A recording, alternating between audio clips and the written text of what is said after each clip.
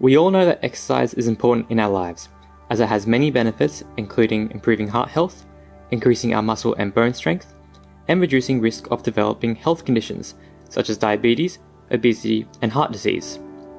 But there's also other benefits that don't get talked about as much, including providing us with more energy to be more productive and improving our mental health.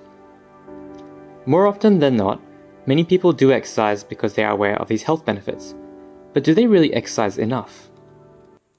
Hey guys, Cameron Neal here, finally back with another video, and today I want to ask you, how much exercise and training are you doing? Because there is a difference between the two. Exercise is any activity that raises your heart rate and gets the blood moving. Now this definition is quite broad. This could just mean performing a workout or just walking to the next bus stop. The Australian Dietary Guidelines suggest that the physical activity for the average adult should be 45 minutes to 60 minutes of moderate intensity daily activity to prevent weight gain. Notice how this says prevent weight gain, not to lose weight if nothing was reduced from our diet. If the plan is to lose weight, we have more of a goal in mind, which now we have a reason to train. Training is exercising with an end goal in mind. In order to change, our bodies have to be under stress over a period of time. There is a purpose and a plan to get us where we want to be. Exercise is more of an indefinite activity that you do because you know it's good for you. So let's talk more about training.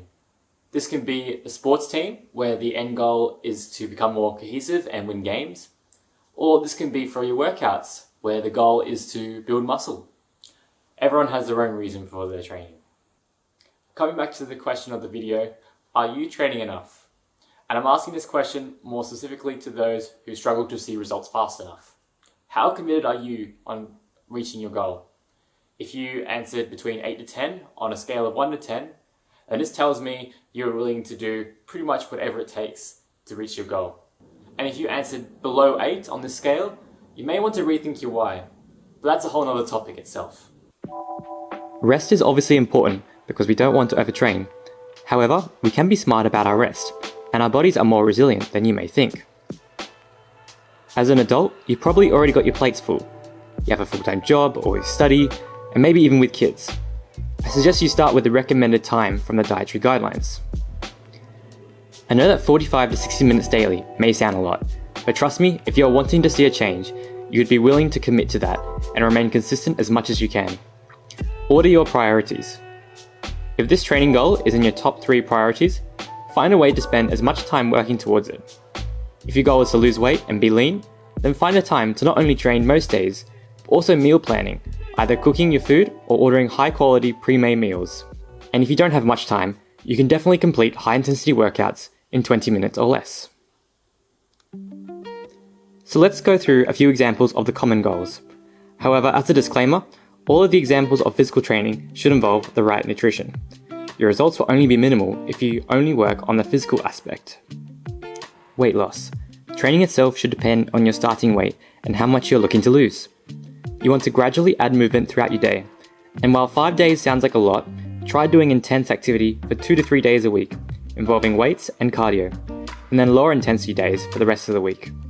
This can include going for long walks and spending time working on mobility and flexibility. As you stay consistent over time, start increasing your effort levels throughout the week. Muscle gain.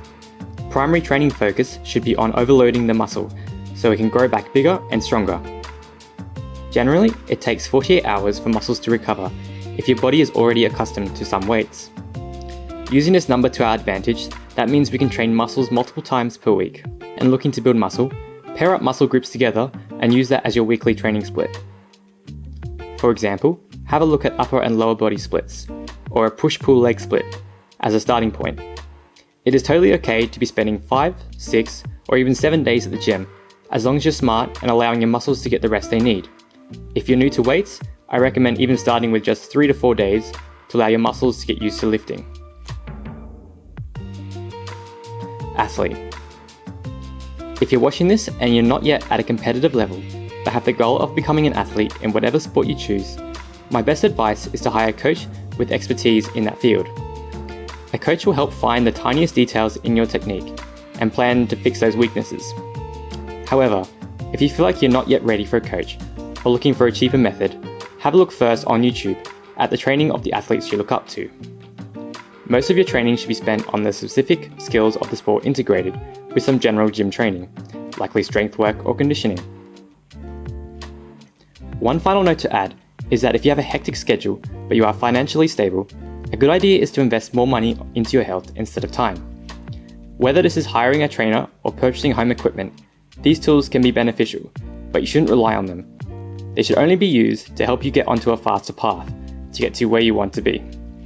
You can still complete a crushing workout with no equipment at all that you've created.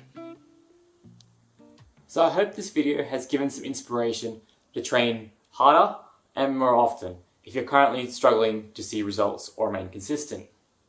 If you're willing to do anything to achieve this goal, then you should invest as much time as you can to get to where you want to be. But remember to try and enjoy the process, because if you don't, you're more likely set up to fail.